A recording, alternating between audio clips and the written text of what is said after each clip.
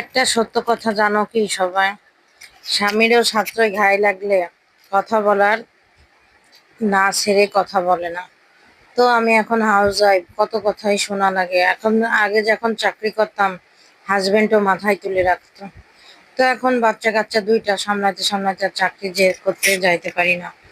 তো কত কথাই শোনা লাগে। আর এর জন্য ইউটিউবে ফেসবুকে কাজ করতে আসছিলাম, কোনোদিন সফলতা হতে পারবো নাকি। মশলা কষিয়ে নিলাম, কি কি মশলা দিয়েছি তোমরা তো দেখেছোই। কথা বলতে বলতে করলাটা লবণ মাখায় রাখলাম। এই ফাঁকে চিংড়ি মাছ দিয়ে মশলাটাকে আবারও আমি সুন্দর করে কষিয়ে নেব।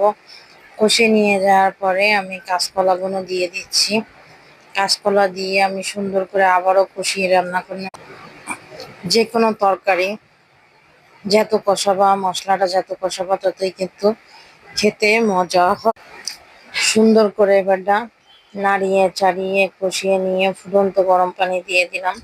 দিয়ে দেওয়ার পরে আমি নাড়িয়ে চিড়ে ঢাকিয়ে কাঁচকলাটা রান্না করে নেব।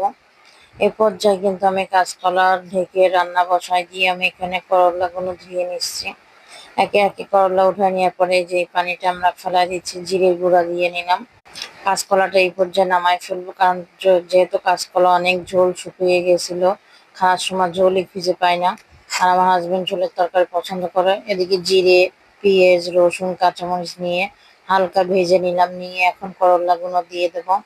নাড়িয়ে চেড়ে নিয়ে এখানে লবণ, হলুদ, লবণ, গুঁড়ামরিচ, ধনের গুঁড়া, যেহেতু জিরে দিয়েছি, আস্ত জিরে দিয়েছি এর জন্য ধনের গুঁড়া দিয়েছি, হলুদ দিয়েছি, লবণ দিয়েছি, আর একটু সামান্য ধনের গুঁড়া দিয়ে দিলাম।